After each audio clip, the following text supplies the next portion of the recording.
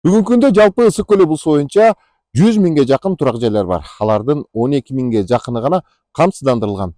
Бул абдан аз көрсөткүч. Бул өз кезегинде жергиликтүү тургундардын турак жайды камсыздандыруу боюнча өтө жакшы маани бербей жатканынан кабар берет. Албетте кырсыкты кайдан деп айтууга болбойт. Бирок мына ушул жылдын август айындагы 17-си, 18-и катуу жааган жамгырдан улам мына ушул Ысык көл районунун Темир жана Корумду айылдарында катуу сел жүрүп, бир топ турак жайларды катуу жабыркатты. Мына азыр кыш кычырап турган мезгили, мына ошол үйлөрдүн акыбалы бүгүнкү күндө кантип атат? Четинен көрсөтүп тааныштырып беребиз. Мына булардын баарына бого чейин кирди мына. Жака чейин. Жеп, уже акырындан жей берген да, кире берген. Бул жерде мисалы үчүн тешип кирди да баягы эки жерде.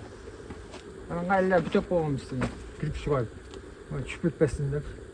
Корумду айылынын тургуну Жапар Дүйшеевдин турак жайы август айынын 17-си, 18-и күндөрү болгон селден катуу жабыркаган.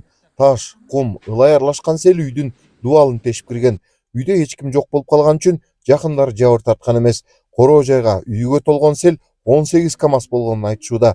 Жапар Дүйшеев өз убагында турагын камсыздандырып койгондугу үчүн кийин акчалай 500 миң сом алган. Мамлекет тарабынан дагы 1 миллион сом жардам көрсөтүлгөн. Үйүнүн ичине чейин кирди, артын тешип кирди. Камсыздандырганбыз ошо. Ошол эми кайра эме боюнча бузуп бияка салыш керек экенин салабыз го буюрса жаз күн жылыса. Азыр уже суук болуп калды да. Коронун ичинен биздин 18 КАМАЗ кум чыгарышты.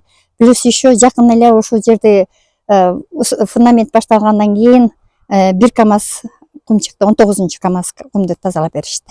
Камсыздандырып койгонубузга өзүбүз өкүнбөйбүз, рахмат, ыраазыбыз. Ошол камсыздандырган бөлүмүнөн бизге дагы 500 миң бөлүнүп берилди. Сертификатын алдык. Ушул убакта азыр банкта турат акчабыз. Корумду айылы боюнча жалпы 200дөн ашуун турак жай жабыркаган. Алардын 10-у абдан катуу зыян тарткандар. Аларга мамлекет тарабынан 1 миллион сомдон жардам берилди.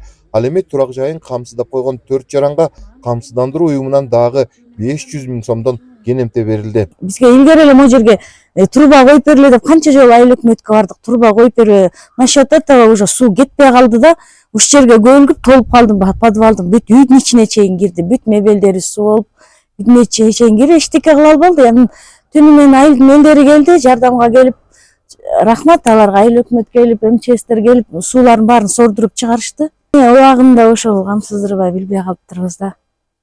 Мен да балдар менен үйдө отуруп эле кайдан ойлоп атпырбыз да. Мындай болоорун деле ойлогон жокпуз дагы, Кудай сактасын эми.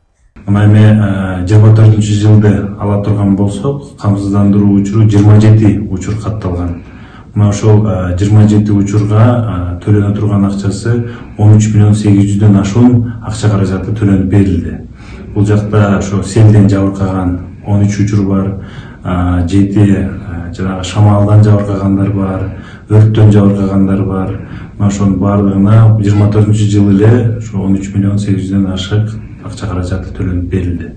Бүгүнкү күндө баардык селден зыян тарткан Ысык көл районунун тургундарына мамлекеттик камсыздандыруу уюму тарткан зыянынын даражасына ылайык акчалай төлөмдөрүн жүргүзүп бүттү. Азыркы тапта 2025-жылга карата камсыздандыруу боюнча түшүндүрүү иштерин жерлерде жүргүзүп жатышат.